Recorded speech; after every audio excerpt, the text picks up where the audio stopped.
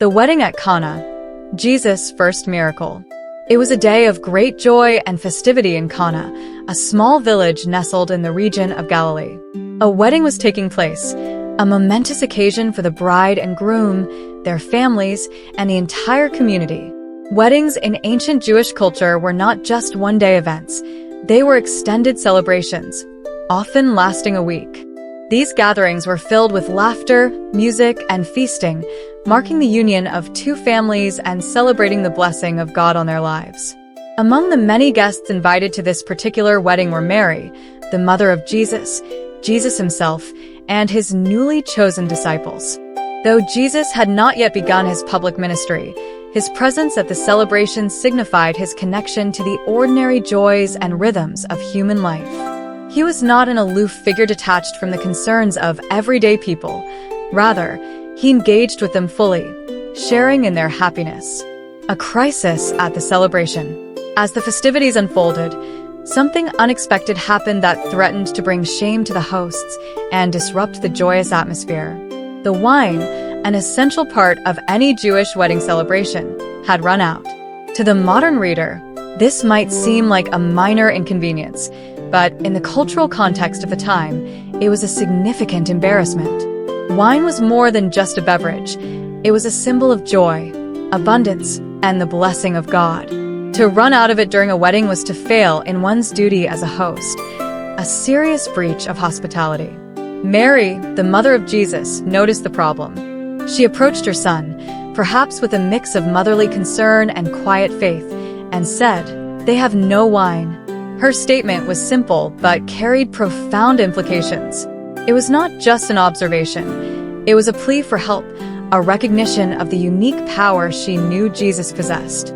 Though he had not yet performed any public miracles, Mary understood that Jesus was no ordinary man. She had pondered the angel's words about him since his birth, and she believed in his ability to address the situation. Jesus' response. Jesus replied, "Woman, why do you involve me? My hour has not yet come." At first glance, his response might seem abrupt or dismissive, but it was far from disrespectful. The term woman, though formal, was a respectful form of address in their culture.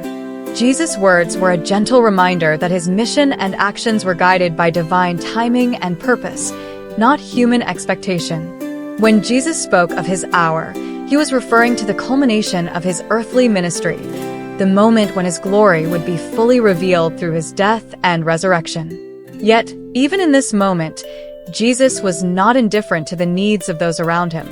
Mary, undeterred by his response, turned to the servants and said, "Do whatever he tells you." Her words were an act of profound faith. She did not know what Jesus would do or how he would respond, but she trusted him completely. Her instructions to the servants demonstrated her confidence in his ability to act in a way that would bring a solution. The miracle unfolds. Nearby, there were 6 large stone water jars, each capable of holding 20 to 30 gallons. These jars were used for the Jewish rites of purification, a ritual that involved washing hands and utensils before meals to maintain ceremonial cleanliness. The jars, made of stone, symbolized the Old Covenant and the law that governed the people's relationship with God. Jesus instructed the servants, "Fill the jars with water." The servants obeyed, filling the jars to the brim. Their willingness to follow his unusual instructions was a testament to their trust in Mary's words and perhaps their own sense of anticipation. Once the jars were filled, Jesus said, "Now draw some out and take it to the master of the banquet." The master of the banquet was essentially the head steward or overseer of the feast. His role was to ensure that the food and drink were of good quality and that the celebration proceeded smoothly. The servants, likely puzzled by the command, nonetheless did as they were told.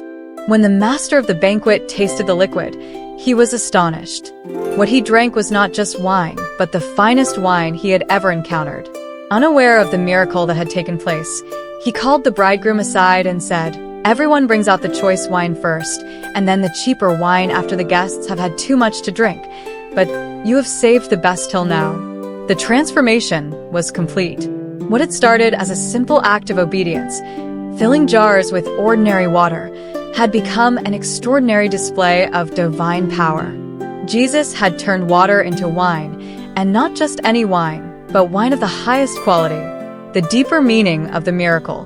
This miracle, the first recorded in the Gospel of John, was not merely a demonstration of Jesus' supernatural power.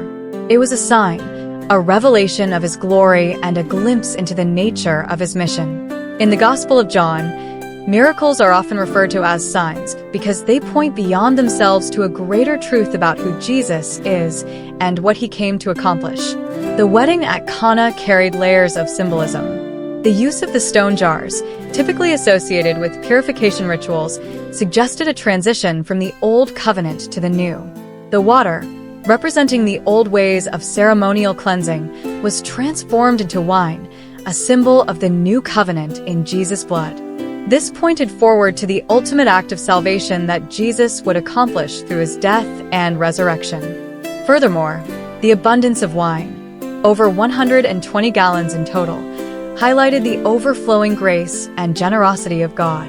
Jesus did not simply provide enough wine to meet the immediate need. He provided an abundance, demonstrating that in him there is no lack. His grace is sufficient, and his provision is beyond measure. The quality of the wine also spoke to the nature of God's work. The best wine had been saved for last, echoing the truth that what Jesus brings is far superior to what came before.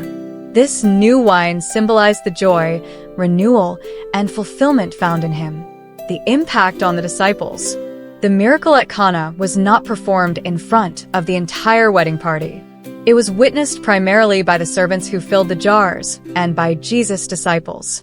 For the disciples, this event was a turning point. They had recently begun following Jesus, and this first sign confirmed their faith in him. John's Gospel records, what Jesus did here in Cana of Galilee was the first of the signs through which he revealed his glory, and his disciples believed in him. John 2 verse 11. This miracle was a quiet yet powerful beginning to Jesus' public ministry. Unlike later miracles that involved dramatic healings or large crowds, this act of transformation occurred in the context of a private celebration. It was a subtle yet profound declaration of who Jesus was, the Messiah, the Son of God, and the source of true joy and life. A celebration of God's abundance.